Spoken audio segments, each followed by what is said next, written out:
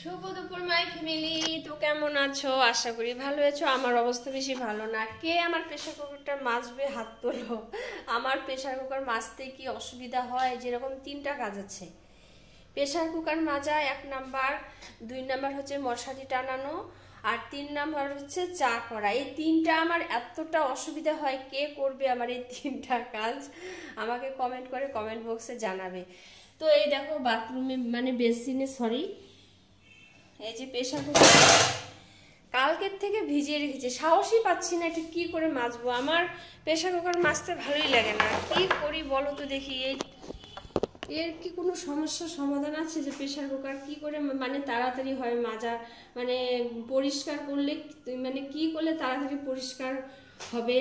তো এটা যদি কেউ জানো তাহলে আমাকে কমেন্ট করে কমেন্ট বক্সে জানাবে, ঠিক আছে? তো যাই হোক, দুঃখ করে কি করব, করতে তো হবেই, তাই না? কে করবে? তো তোমাদের সঙ্গে একটু মজা করলাম, তোমরা কোনো কিছু মনে করবে না। তো আমি এখন মানে বাসন টাসন এগুলো পরিষ্কার করি। আজকে দুপুরবেলা রান্না করিনি, আজকে দুপুরবেলা প্রসাদ খেয়েছি পেট ভরা, এর জন্য আজকে রান্না টান্না করবো না।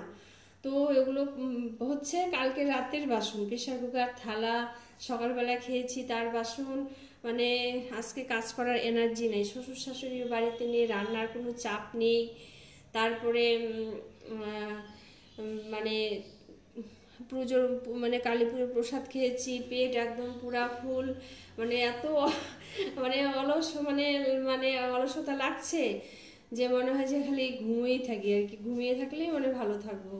তো ঠান্ডা না, একটু আলসি আলসিও লাগছে। আর একবার বসে পড়লে না আর কাজ করতে ইচ্ছেও করে না।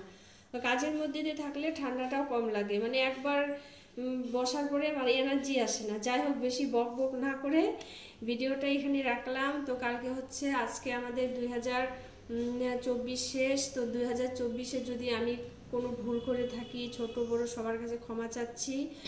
আর 2025-কে ওয়েলকাম জানিয়ে আমাদের 2025 আমার সকল ইউটিউব আর ফেসবুক ফ্রেন্ড, ইউটিউব ফ্রেন্ডদের সকলের জানাই যে এই 2024টা যেন সবার, 2025টা যেন সবার ভালোভাবে কাটে, সবাই ভালো থাকবে, সুস্থ থাকবে।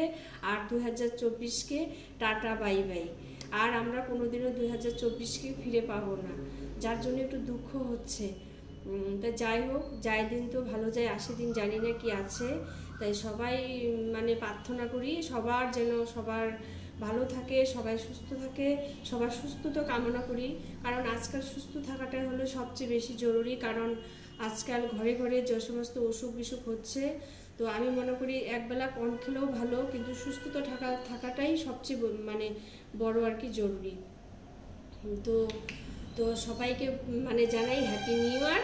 আর রাখি, বেশি বক বক না করে ভিডিওটা এখানে রাখলাম। কারণ বড় ছোট শর্ট ভিডিও কেউ দেখতে চায় না, আর ব্লগ ভিডিও এত বড় হলে তো আরও দেখবে না। তো রাখি, টাটা।